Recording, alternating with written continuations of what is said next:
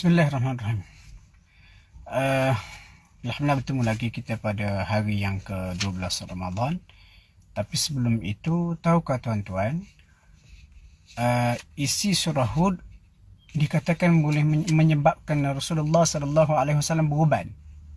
Kenapa agaknya isi surah Hud menyebabkan Rasulullah beruban? Alhamdulillah kita bertemu lagi pagi ini, dan pagi ini hari yang ke-12 Ramadan. Kita bersyukur kehadirat Allah kerana masih memberikan kita nyawa. Dan hari ini saya akan ulas sinopsis ringkas juzuk yang ke-12. Juzuk yang ke-12 ini mengandungi dua surah, iaitu surah Hud secara lengkap sempurna. Dan dinamakan surah ni surah Hud sebab dalam ni ada banyak kisah para nabi, termasuklah Nabi Hud alaihi salam. Dan surah ini juga terdapat pada awal bahagian akhirnya, iaitu awal surah Yusuf, iaitu kisah Nabi Yusuf. Antara pengajaran yang boleh kita ambil daripada surah Hud, contohnya ayat yang ke-13. Ayat yang ke-13 ini Allah Ta'ala mencabar para penentang Rasulullah untuk mencipta 10 surah. Jadi kita kena faham, mula-mula sekali Allah Ta'ala cabar mereka untuk mencipta satu Al-Quran. Itu dalam surah Al-Isra' ayat yang ke-88. Mereka gagal. Lalu Allah Ta'ala rendahkan cabaran jadi 10 surah. Pada ayat ini pun juga gagal. Dan akhirnya Allah Ta'ala cabar mereka mencipta satu surah. Dalam surah Al-Baqarah disebut ayat itu, dan juga surah Yunus pun mereka masih lagi gagal. Dan itu antara bukti mudah menyatakan mereka memang tak mampu untuk mencipta Al-Quran, dan Al-Quran itu benar datang daripada Allah Subhanahu Wa Ta'ala. Seterusnya surah Hud ini juga ada cerita Nabi Nuh alaihi salam. Ceritanya panjang daripada ayat yang ke-25 sampailah ayat yang ke-49. Dan antara yang menarik di sini, Nabi Nuh alaihi salam pada ayat yang 31 menyatakan baginda tidak memiliki kekayaan Allah, khazanah Allah, dan baginda juga tidak mengetahui perkara ghaib. Ini antara petunjuk mudah kepada kita. Para Nabi pun tidak mengetahui perkara ghaib, apatah lagi manusia biasa seperti kita. Jadi kalau kita bertemu orang yang mendakwa kononnya tahu perkara ghaib, seperti para bomoh yang boleh kononnya membaca siapa buat awak, benda sihir itu diletak di mana, macam mana cara dia buat, itu semua adalah satu pembohongan yang perlu kita ingat. Kenapa Allah Ta'ala sendiri sebut dalam Al-Quran bahawa para Nabi tidak mengetahui yang ghaib. Dan ayat yang ke-41 sampai 43 ni cerita bagaimana baginda mula menaiki bahtera, dan anak baginda enggan masuk ke dalam bahtera, akhirnya mati lemas. Ini boleh tengok. Kemudian kita tengok juga daripada ayat yang ke-50 sampai 60. Ini cerita Nabi Hud alaihi salam. Cuma yang menariknya, kepentingan istighfar ataupun taubat boleh membuka pintu langit, hujan, memurahkan rezeki. Ini pada ayat yang ke-52. Ketika Nabi Hud menegur kaum dia, dia kata apa? Wahai kaumku, mohonlah ampun kepada Allah dan bertaubat kepadanya. Dan insya-Allah kesan daripada taubat kamu itu akan menjadikan langit turun, hujan yang lebat, dan kekuatan yang sedia ada pada kamu akan bertambah. Jadi apa yang difahami oleh ayat ini?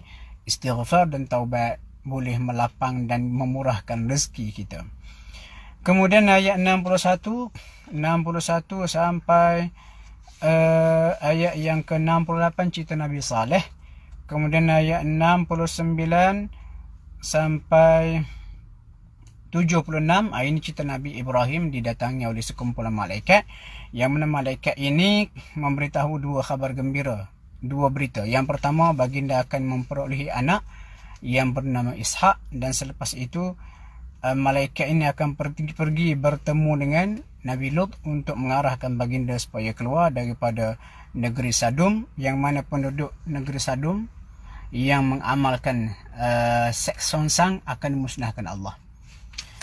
Kemudian sama juga ayat 84 sehinggalah ayat yang ke-95 cerita Nabi Shu'aib dan juga kaum dia yang suka menipu dalam urusan perniagaan.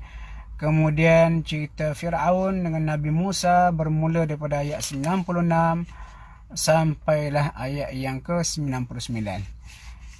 Dan yang saya sebutkan di awal tadi, Rasulullah sampai beruban kepala dia memikirkan isi kandungan surah Hud. Dikatakan oleh ulama ialah pada ayat yang ke-112. Allah kata fastaqim kama umirta, maka hendaklah kamu Muhammad konsisten ataupun istiqamah sebagaimana kamu telah diarahkan dan orang yang bersama-sama kamu. Rupanya istiqamah ini adalah perkara yang sangat sukar sehingga dikatakan Rasulullah pun fikir cara nak istiqamah sehingga naik beban kepala baginda. Dan tuan-tuan perasan tak? PAS, Parti Islam Malaysia menggunakan slogan Fastaqim, istiqamah dalam perjuangan walau apa sahaja yang berlaku. Ambil kat mana tuan-tuan? Ambil pada ayat yang ke-112. Ini apa yang saya faham lah.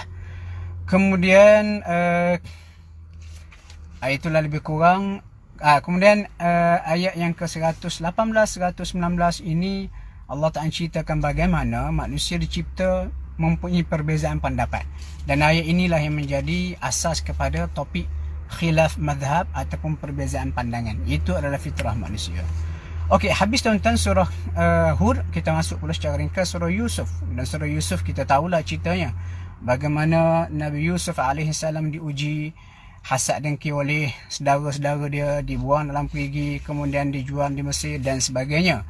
Dan akhirnya baginda berada di Mesir, digoda oleh isteri kepada Aziz, dan akhirnya baginda dipenjarakan. Cerita ni maklumlah, cuma saya nak sentuh 2-3 isu sahaja. Yang pertama, apabila Yusuf AS digoda dan diberi pilihan sama ada penjara ataupun melakukan perkara tak elok dengan isteri Aziz, baginda memilih untuk masuk penjara. Dan ini difaham oleh para ulama, musibah ini ada dua, musibah dunia, musibah agama. Musibah dunia kita mendapat kesusahan seperti Yusuf dipenjarakan. Manakala musibah agama, agama kita rosak kerana kita melanggar perintah Allah. Dan dalam situasi ini, apabila bertembung antara musibah agama dan musibah dunia, Yusuf menjaga agama dia supaya tidak dimurkai Allah. Biarlah disusah seketika. Jadi pengajaran kepada kita, kita jagalah agama kita supaya tidak ditimpa musibah, maksiat yang kita lakukan. Dan seterusnya sama juga Nabi Yusuf AS dipenjarakan. Dan dalam penjara tu baginda telah mentafsir mimpi. 2 orang sepenjara dia dan seorang daripada mereka mentafsirkan mimpi. Nabi Yusuf mentafsirkan dia akan bebas daripada penjara. Dan Nabi Yusuf pada ayat yang ke-42 minta kepada teman sepenjaranya itu menceritakan perihal baginda Nabi Yusuf minta supaya perihal baginda dianiaya sehingga dipenjarakan itu diceritakan kepada Raja Mesir. Dan Allah Ta'ala sebut pada ayat yang ke-42, Allah kata apa? فَأَنْسَهُ الشَّيْطَانُ ذِكْرَ رَبِّهِ. Setan menjadikan kawan dia itu lupa nak cerita perihal Yusuf. Lalu Yusuf pun kekal berada dalam penjara beberapa tahun. Dan ulama tafsir seperti Imam Al-Razi menyatakan baginda telah ditegur sebab cuba pakai kabel manusia. Sebab sebelum ini Allah Ta'ala yang menyelamatkan baginda daripada perigi, daripada terjebak dengan zina. Tetapi untuk bebas daripada penjara, Nabi Yusuf telah tersilap meminta temannya bercerita kepada Raja Mesir. Jadi kabel hak sepatutnya adalah berdoa kepada Allah, tetapi Nabi Yusuf cuba menggunakan kabel teman sepenjara dia. Pengajaran kepada kita, mohonlah kepada Allah. Dan yang terakhir sekali, mimpi Raja Mesir. Dan mimpi Raja Mesir ini ditafsirkan Nabi Yusuf dengan tafsiran yang cukup hebat. Kamu akan bercucuk tanam 7 tahun dan sebarang hasil tanaman jangan diceraikan daripada tangkainya untuk kamu gunakan pada 7 tahun yang berikutnya. Cerita ni maklum, cuma pengajaran pada kita, ini cerita mengenai kitaran ekonomi. 7 tahun gemilang, 7 tahun susah. Dan antara yang menarik lagi, ada sebuah kisah yang berlaku di Jordan. Seorang guru bahasa Arab beragama Kristian, dia telah membaca ayat ni. Ayat ni Allah Ta'ala sebut, apa saja kamu ketam, maka biarkan pada tangkainya untuk kamu pakai untuk 7 tahun yang susah. Jadi lecturer bahasa Arab yang beragama Kristian ini, bila isteri melahirkan anak dia potong gandum dan dibiarkan gandum, butir-butir gandum pada tangkai, tidak dipisahkan, dipergantung. Selepas anak dia berusia 7 tahun, dia pun teringat kepada tangkai gandum yang dia potong tu, dia pun ambil balik, dibuka selepas 7 tahun, masih lagi elok. Lalu ini yang mendorong dia untuk memeluk Islam kerana kebenaran Al-Quran pada bahasanya. Itulah tuan-tuan lebih kurang juzuk yang ke-12 yang boleh saya berkongsi. Mudah-mudahan perkongsian ini dapat memberi manfaat kita dan menaikkan semangat kita untuk mentadabbur Al-Quran. InsyaAllah. Kita jumpa esok. Assalamualaikum warahmatullahi wabarakatuh.